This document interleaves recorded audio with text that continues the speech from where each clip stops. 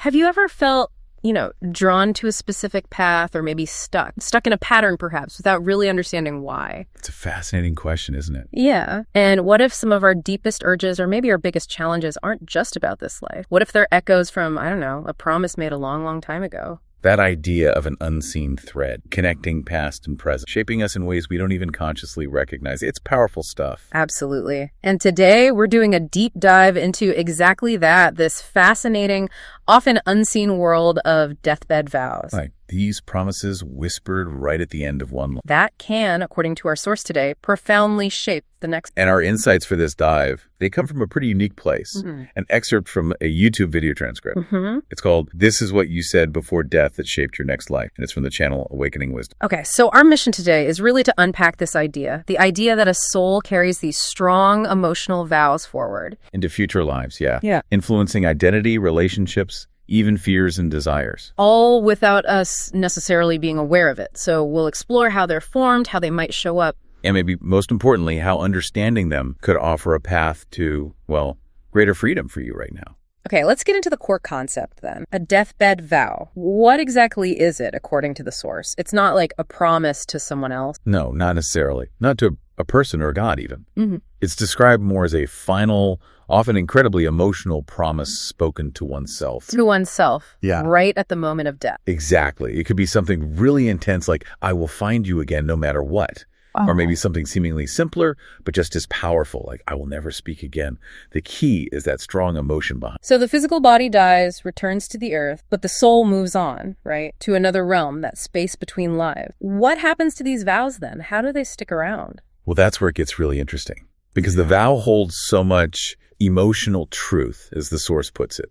It becomes a really vivid part of the soul's reflection process in that in-between space. It doesn't just fade away. So it's the emotion that gives it staying power. Precisely. And this ties into what the source calls the spiritual law of continuation. Law of continuation. Yeah, the idea that energy doesn't just disappear. It changes form. Like think of the ripples from a stone dropped in water. The energy keeps going. Right. It has to express itself somehow. Exactly. Yeah. So a really strong emotional charge from a vow, it has to find expression in a future life. Yeah.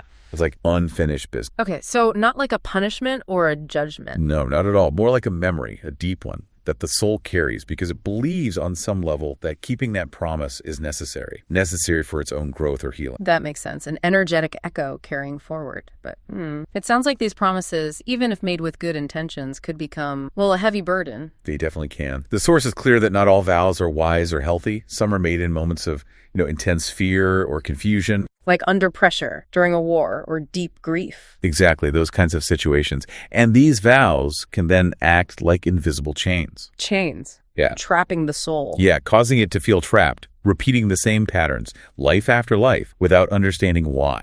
That's quite a thought. That people might be living today based on vows they don't even remember making. It's a core point in the source material. Right. Like someone might subconsciously fear abundance because they once vowed to stay poor. Or avoid love because they swore never to love again after a heartbreak. Exactly. And these aren't conscious choices now, but deep subconscious patterns driven by those old vows. And the source also mentions that sometimes, rarely perhaps, a vow is so strong it becomes the core of someone's identity. Yes, manifesting as this deep sense of mission or responsibility, a feeling like I must protect or I must serve or I must sacrifice. Which can sound noble, right, but potentially very limiting. Absolutely. That sense of purpose can be praised, but if the vow doesn't serve the present reality, it traps the soul in an old story. It prevents new growth. It's important to remember they aren't always negative, though. Oh, definitely not. The source stresses many are rooted in the highest love. A mother's vow to watch over her child, a soldier's vow to protect their people, deep devotion. But even devotion, if it doesn't evolve, can become a cage. What served one lifetime might actually cause harm in the next. That's why awareness is so crucial. Awareness gives you the choice to keep it, change it, or let it. Precisely. Okay, so if these vows are potentially shaping us so deeply, let's talk about some common types. How do they actually show up? Our source outlines a few. Let's start with the vow of silence. Right. The vow of silence. This often comes about, the source suggests, after someone witnessed or maybe even caused harm through speaking. Like words leading to betrayal or violence, Or- heartbreak. Exactly. So the vow becomes something like, I will never speak again, or maybe I will never reveal the truth, protecting themselves or others, they think. And the impact in a later life, someone struggling to express themselves, feeling unheard. Yes, very much so. They might find their voice literally trembles, or they feel this intense fear about speaking up, even when there's no obvious danger. Wow. Creates a kind of self-imposed isolation then. It really can. Misunderstanding follows. If you find yourself constantly holding back, even when every part of you wants to speak, this concept offers a different way to look at it. Okay, then there's the vow of poverty. Where does that typically come from? Often from a past life, belief that wealth itself caused suffering, or conflict, or moral corruption. Could be a spiritual figure renouncing material things. It could be. Or maybe someone who lost everything and then, in that pain, vowed, I will live with nothing, or I reject all riches. And carrying that forward means what? Financial struggle. Often, yes, a subconscious struggle with hardship or actively blocking abundance. They might feel this deep, confusing guilt when success comes their way. Believing money is somehow dangerous or impure. Exactly. It becomes this silent inner rule governing their whole relationship with money, even if consciously they want things to be different. Okay, next up. Vows of eternal love or loyalty. These sound particularly intense. They really are. Usually made in moments of huge emotional connection or devastating loss. The death of a beloved partner, a child, a close friend, a comrade in arms. And the vow is something like, I will find you again. Or, I will love you until the end of time. Deeply sincere in the moment. But potentially turning into chains later on. The source suggests that, right? Feeling lost, searching for a soulmate without knowing why. Yes, or being drawn powerfully to someone who mirrors that lost loved one, even if the new connection is actually painful or unbalanced. So what started as profound love becomes longing. Devotion becomes attachment. It can, yeah. It can tie the soul to one specific connection across lifetimes, potentially hindering growth if letting go and embracing new experiences is what's needed. And then there are vows of revenge or protection. Sounds like these come from trauma, betrayal, injustice. Very much so. Born from deep wounds, often an attempt to reclaim some sense of power or control in a situation where they felt powerless. So they might vow, I will never trust anyone again. Or, I will protect my family at any cost. Or even, I will make them pay. Powerful, self-preserving intentions at the time. But the impact later, living in fear, a closed heart, maybe even drawing conflict towards them. All of those are possible. Yeah. A vow of protection might lead someone to be constantly defensive, suspicious, aggressive, even when there's no real threat now. And revenge vows, they could create endless cycles. That's the idea of karmic cycles, the source mentions, a repeating loop of cause and effect, keeping the soul stuck in that old pain, always seeking payback. Okay, next. Vows of sacrifice or service, coming from lifetimes as, say, monks, nuns, soldiers, healers. Right. People who truly believe that denying the self was the highest spiritual path, their vow might be, I will give my life to the sacred, or I exist only to serve others. And the impact of carrying that forward. It can be really profound, feeling undeserving of simple things like rest or pleasure or even love. Putting others first to the point of self-destruction. Yes, or unconsciously blocking blessings, feeling guilty for receiving anything good, forgetting about balance, forgetting their own inherent worth beyond what they do for others. And finally, the source mentions impossible promises made in the chaos of death, promises someone couldn't possibly keep. Exactly. Like maybe someone lost their family in a disaster, a fire perhaps, and in that agony they cry out, I will never let this happen again. Which is impossible to guarantee. Right. So in the next life, the soul carries this immense, impossible burden, trying to control the uncontrollable. Leading to constant anxiety over responsibility. Yes, an incessant need to prevent every possible danger. It becomes a kind of self-punishment, really, an attempt to find meaning or exert control after utter helplessness. Wow, that is quite a collection of potential unseen baggage we might. So if these echoes are often subtle, how can we start to recognize signs of an active vow in our own life? What should we be looking for? Well, the source suggests the most powerful sign is often repetitive pattern, things that seem impossible to break free from. Like being stuck in the same kind of relationships or jobs or conflicts over and over. Exactly. Even when you're consciously trying hard to change, the idea is the vow creates an energetic pattern, almost like a magnet, pulling similar people and situations towards you. So if I always struggle to speak my truth, feel invisible, that might echo a silence vow. Could be. Or if I constantly sacrifice my own well-being for others, even to the point of exhaustion, maybe a protection or service vow is at play? Precisely. The behaviors aren't just random. They're potential echoes, as the source called. Okay, patterns. What else? Another key sign can be relationships that feel, well, strangely familiar or incredibly intense right from the start. Like an instant connection or maybe even an instant strong reaction you can't explain. Yes, the source suggests these relationships often carry the energy of an old vow. Maybe two souls promise to find each other or protect each other or repay some kind of debt. So they feel magnetic, but maybe also difficult? Often, yes, because they're trying to complete something from before. These relationships can actually be major catalysts, bringing the hid vow right up to the surface so it can finally be seen. That's a really interesting perspective. Repeating patterns, familiar connections. What about those deep internal drives, that sense of mission some people have?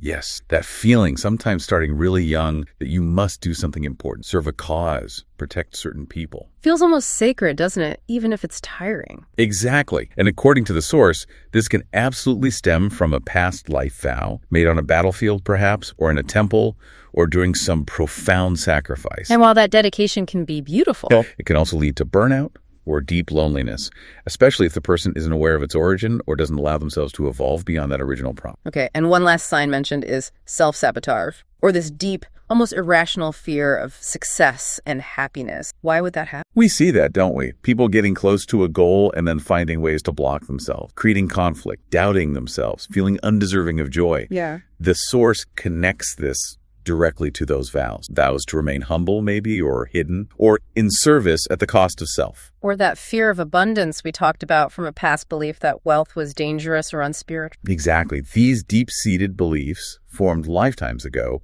are still running the show, dictating present choices and creating this invisible ceiling. This leads into another really profound idea from the source, the concept of a mask created by every vow. Can you unpack that a bit? Yeah, it's the powerful metaphor. Yeah. The idea is that each vow essentially dictates what the soul is allowed to be and, crucially, what it must suppress. So a silence vow means hide your voice. Right. A loyalty vow might mean shut down any desire for change or new experiences. A suffering vow might mean reject comfort or ease. And over time, these limits just feel normal. They do. The mask becomes the identity, as the source puts it. People end up performing a version of themselves shaped by that past pain, and they truly believe that's who they are. So you might genuinely think, this is just me, I'm just quiet, or I'm just not meant for success, a very deep level of unconscious programming. It really is. Yeah. But the source emphasizes something crucial here. What's that?